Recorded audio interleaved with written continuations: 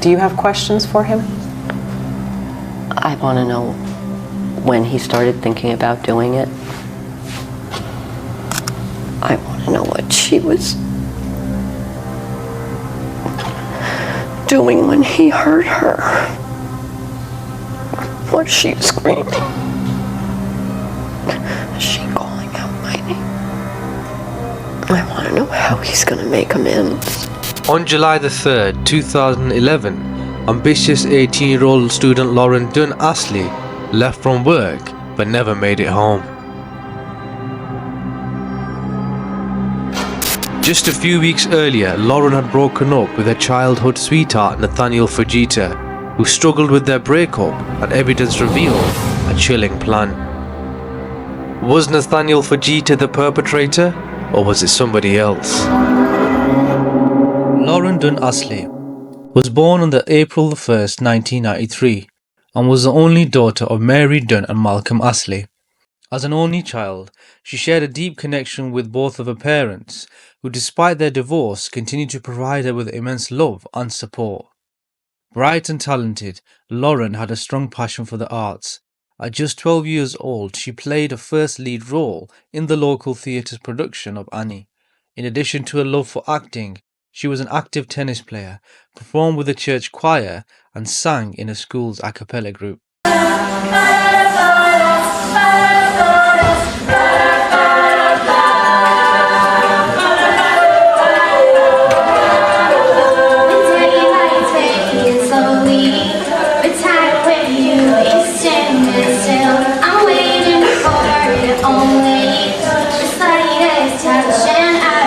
Lauren was also deeply committed to helping those affected by loss, volunteering to support individuals impacted by the aftermath of Hurricane Katrina. Her talents and compassionate nature left a lasting impression on everyone she met, making her a well-known and beloved figure in her community. Lauren met her first boyfriend, Nathaniel Fujita, at Wayland High School. They both started off as close friends and then began dating. Nathaniel was described by peers as a friendly but quiet person and a skilled football player and competitive athlete. Both Lauren and Nathaniel were often described as the ideal couple by their school friends, as they were attractive and talented and popular. Despite their promising start, and after 2 years together, Lauren and Nathaniel's relationship became strained. They had frequent arguments and on and off breaks, and following a disappointing birthday celebration, Lauren decided she'd had enough. In the spring of their senior year, just before graduation, she ended the relationship for good. Although both were affected by the breakup, Nathaniel struggled far more. Nathaniel had been recruited to play football at Trinity College. This was his lifelong dream, but this success was clouded by the end of their relationship. In the months that followed, he showed increasingly troubling behavior, including mood swings and social withdrawal. Friends and family noted signs of depression, and his mother Beth grew so concerned that she arranged for him to see a psychologist. Lauren, on the other hand, was saddened but relieved. She felt confident that she'd made the right choice. She was ready to move on and looked forward to her future. With plans to attend Elon University in North Carolina that year, Lauren was excited for a fresh start, eager to experience new things and make new friends. To celebrate their graduation and new beginning, Lauren and the two close friends hosted a party, inviting around 150 people, including Nathaniel. During their graduation celebration, tensions surfaced between Lauren and Nathaniel. Nathaniel, who had been drinking repeatedly, insisted they talk. Lauren declined many times, and friends saw her raise her hands as if to signal to keep him at a distance. Nathaniel's behavior then became more possessive and angry. He prevented her from dancing with others and even damaged property, ultimately leaving Lauren in tears. The situation escalated so much that Lauren's mother had to get involved and ask him to leave. The graduation party would be one of the last public encounters together. On July the 3rd, 2011, Lauren finished a shift at work at a local clothing boutique store in Wayland. Sadly, this footage is the last time she was captured alive. Lauren had mentioned to her co-workers that she'd be heading home after work, but she planned to briefly meet with her ex-boyfriend at the request of his mother, Beth, Beth had hoped talking with Lauren would help her son find closure and encourage him to move on. Lauren had planned for a quick meet-up with Nathaniel and intended to meet some friends afterwards. However, when Lauren didn't return home that night, her parents, Malcolm Astley and Mary Dunn, began to worry.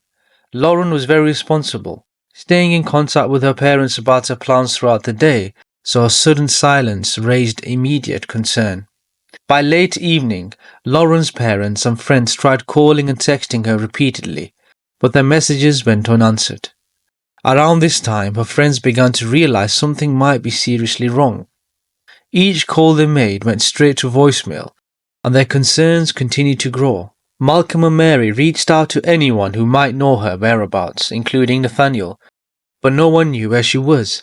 Lauren's friends and family then contacted the Wayland Police Department to report her missing. The next morning, on 4th July 2011, police discovered Lauren's car abandoned by a small beach area. Her belongings were left inside and the windows were rolled down, but there was no sign of Lauren nearby. Alarmed by this discovery, a search effort was organized in the surrounding areas, and tragically her body was found in a muddy marsh. She had been strangled and her throat had been slashed. The discovery confirmed the worst fears of her family, friends, and the entire Wayland community, who were devastated by the loss.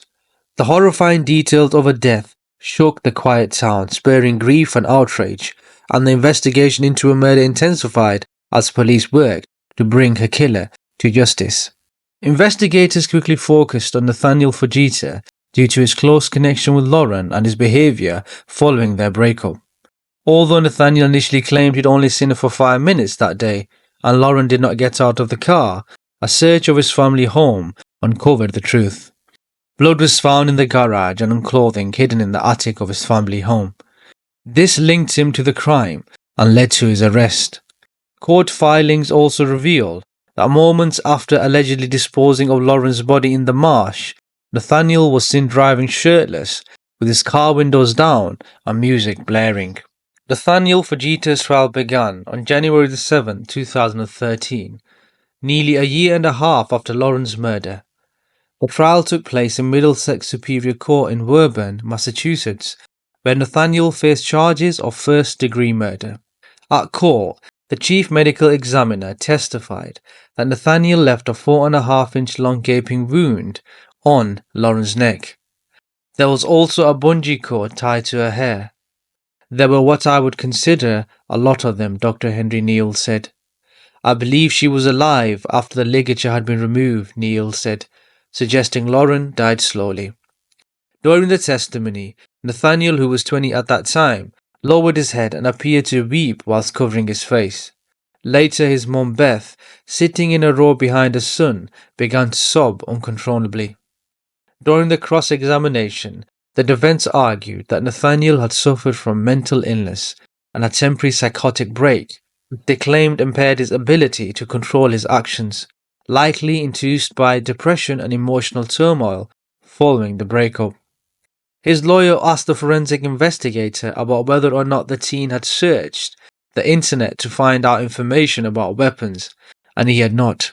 The point of the question was to help prove that Nathaniel was a teen with health issues, who had snapped and had a mental episode which led him to unalive his long-term girlfriend. However, the prosecution maintained that Nathaniel's actions were premeditated and deliberate, pointing to the fact that he had tried to conceal the crime. To support their case, the prosecution presented graphic photos of Lauren and her injuries to the jury. The images were so distressing that instead of displaying them on the overhead projector as they had done previously with evidence, jurors had to be given individual packets of photos to view privately. In March 2013, after several weeks of testimony, Nathaniel Fujita was found guilty of first-degree murder and sentenced to life in prison without the possibility of parole. After his conviction, he appealed to the Massachusetts Supreme Judicial Court, seeking a new trial. His legal team argued that he lacked the control of his actions and had a psychotic break. They also contended that the trial judge did not allow certain evidence about his mental health to be adequately considered, which they believed could have supported defense of diminished capacity. The appeal process drew further attention to the case as it highlighted questions around mental health and responsibility in crimes involving young people. In 2015, the Massachusetts Supreme Judicial Court reviewed the appeal. However, the court upheld Nathaniel's original conviction of first-degree murder, rejecting his claims that mental illness affected his ability to understand his actions. The court ruled there was enough evidence to demonstrate premeditation, given Nathaniel's actions before and after the crime took place, including hiding evidence and lying to investigators. The upheld conviction means Nathaniel is still in prison and will continue to serve his life sentence without the possibility of parole. Lauren's mother believes her daughter's story should serve as a wake-up call. "She walked right into this," Mary Dunn said. "After you've broken up with somebody, you don't go and see that person alone, ever. Life was much more fun when she was in it. I do miss her every day." Before we conclude this case, Lauren Astley's tragic death has brought crucial awareness to the issue of teen dating violence, highlighting the need for greater education and prevention. In response to their heartbreaking loss, her parents Malcolm Astley and Mary Dunn established the Lauren Dunn Astley Memorial Fund. The fund supports grants, educational programs, and community initiatives that promote awareness of teen dating violence and equip young people with the skills needed to build healthy relationships. In addition to its work in violence prevention, the fund also supports the arts and encourages community involvement, reflecting Lauren's own compassion, commitment to helping others, and love for creative expression. This serves as a powerful legacy of Lauren's vibrant spirit. We hope Lauren's family, friends, and those affected by the tragic death are able to find some form of peace